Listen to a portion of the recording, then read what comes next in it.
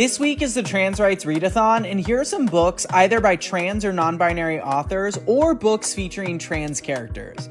Remember that as we uplift the trans community this week, we will still continue to strive to incorporate these stories throughout our lifelong reading journeys. If you wish to participate, I've tagged some amazing creators for you to get more information and book recommendations. Happy reading!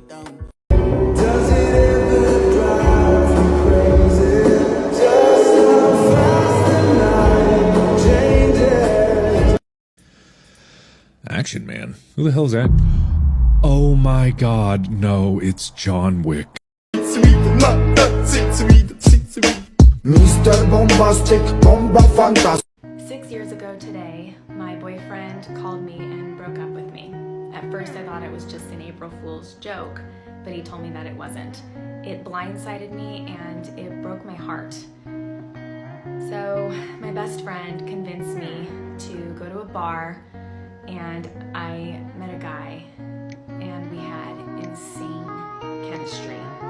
So we decided to go home together, but we wouldn't exchange last names or contact information. Well, I ended up pregnant, and when I went back to his apartment to tell him, he had moved. So fast forward to now, and my daughter needs emergency surgery, and guess who is her surgeon?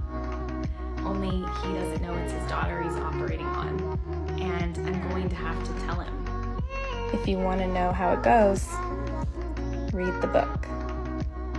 This is words you may have learned through books and therefore pronounce incorrectly. Part 3. And it's a challenge. I'll put a word on the screen, you say it first, and then I'll give you the correct American English pronunciation. No cheating.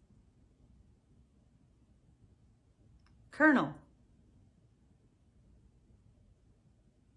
Myrtle. Beasts. Breasts. Nature. Mature. Swam. Swan. Couth. Cooch. And finally, hemorrhage. I don't know. I really don't know. Now come a soldier who carries a mighty sword. He will tear your city down. Olay, olay, Lord. Olay, olay, olay, Lord. These are the books that have been absolutely flying off of our shelves this month. First off, we have Jeanette McCurdy's memoir, I'm Glad My Mom Died. If you see this on the shelf, absolutely snag it. As someone who's read it myself, I can tell you it is 100% worth the hype. Colleen Hoover is always flying off the shelves, especially, of course, It Ends With Us. Stephen King is back and better than ever. A lot of people are saying that this might be one of his best. The third book in Richard Osman's Thursday Murder Club series came out, so of course it's been selling like hotcakes. We all know that BookTok is too powerful, so of course all of our BookTok books tend to fly off the shelves. This one in particular has been doing well for spoopy season. And last but not least, we have Babel, or is it Babel? We all love the Poppy War. By all accounts, this one's even better. I personally am so excited to read this one. Give a little time for the child within you. Don't be afraid to be young and free. Undo the locks and throw away the keys, and take off your shoes and let them run you. Low like a circus clown, put away your circus frown. Ride on a roller coaster upside down. Waltzing Matilda, Carrie loves a Pikachu. Joey catch a kangaroo, hug you. Not too long ago, my friend Kira asked me to read a couple of pages, one of her fantasy books. Apparently you all loved watching that, so I'm back to read the dining room scene. I have looped in Owen to join us. Wish us luck. Here we go. Okay. Questionable. I don't want to read this alone though. I don't want to read this with you. This is not two men sitting next to each other. No. Do you read slow as shit? I read slow as shit. Oh god. I write like a caveman too. Don't talk to me about how I hold my... Perhaps no way he'd even fit. No. Small... Rub. Oh. We're just gonna keep moving. Hold on, I didn't finish that. We're gonna have to delete that. Kira, delete that part. This is...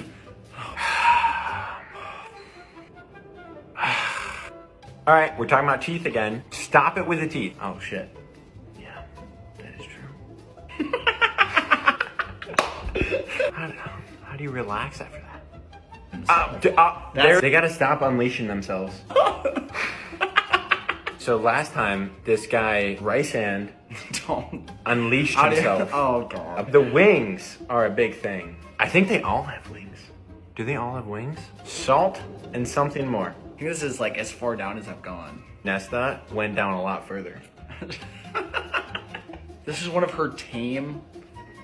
She said, this is not that, like, out there. I'll never trust a girl who says that she reads for fun ever again in my life. Alright, I have said that before too. A queen triumphant. Is that how you guys feel? I'm really worried about you all. If this is still mild, dude, you got some shit in store for you. I'm very upset with all of you, especially you, Kira. Books. Books, she has found, are a way to live 1,000 lives, or to find strength in a very long one. 种下一颗种子，哒啦滴哒啦，它能实现小小愿望，有神奇魔法。听说没？ I can't do this.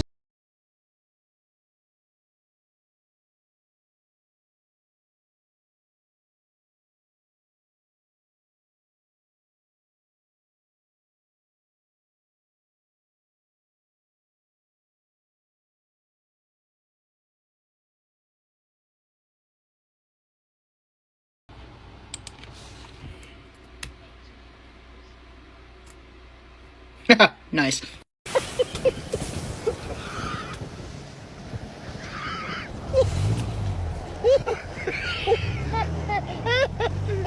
Are you wondering why girls 11 to 14 don't look like this anymore?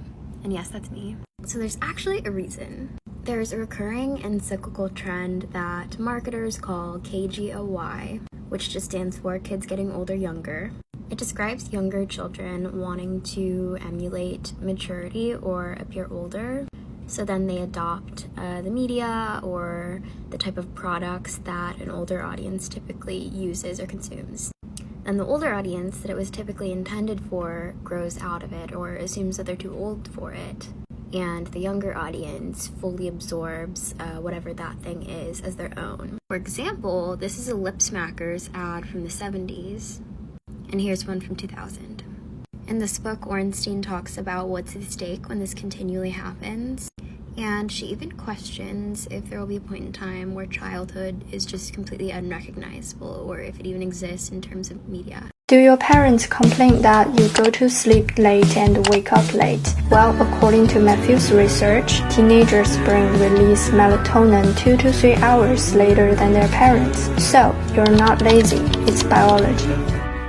Hi everybody, in honor of one of my favorite reading holidays, World Book Day, we are so excited to pass some of our favorite books to some of our favorite readers, librarians, indie bookstore owners. I'm passing Camp Zero, our April Read with Jenna pick, to the Dog-Eared Bookstore. It's one of our favorite indie bookstores in Palmyra, New York.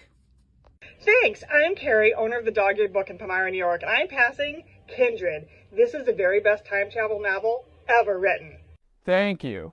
We're the Brown Public Library in Brentwood, New York, and we're passing To All the Boys I Loved Before by Jenny Han, a book about falling in love. What's your favorite read? Hi, my name is Josh Christie, and I am the co-owner of Print, a bookstore in Portland, Maine, and I am passing No Matter the Wreckage by Sarah Kay. This is the book that made me fall in love with poetry. What's your favorite read? Thanks! I'm Kevin, a queer Latinx content creator from Los Angeles. I'm passing Babel by R.F. Kuang, an amazing book that's honestly going to break your heart, but also change the way in which you see the world. What's your favorite read? I'm Tony Weaver Jr., the nerdy older brother you always wanted, and I'm passing The Uncommons, a book about a group of unlikely outsiders that have to save each other to save the world. What's your favorite read?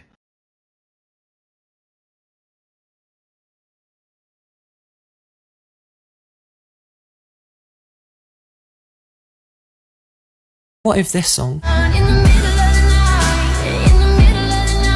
was made into a movie soundtrack?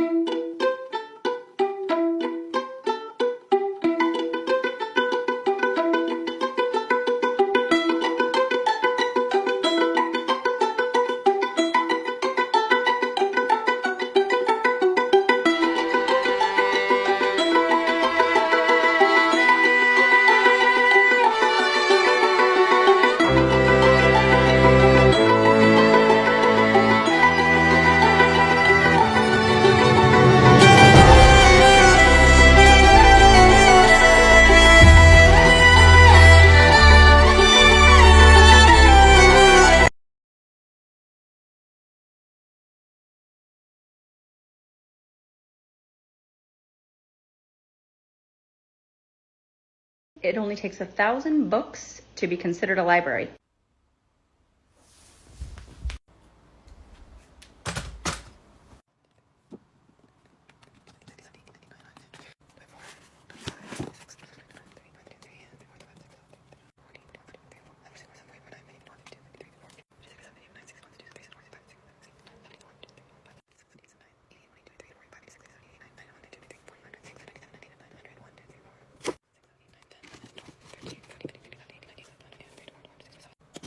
No.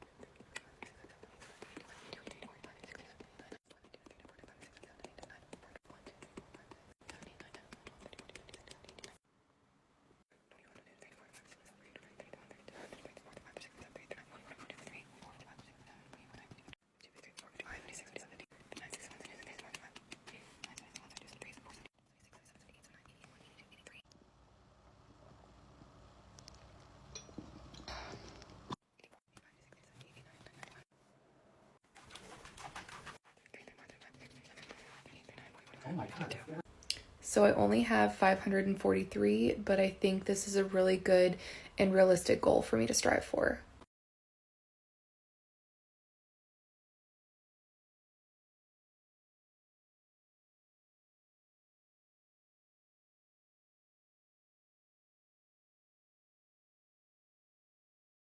We have 1 million books here at the Met's Thomas J. Watson Library.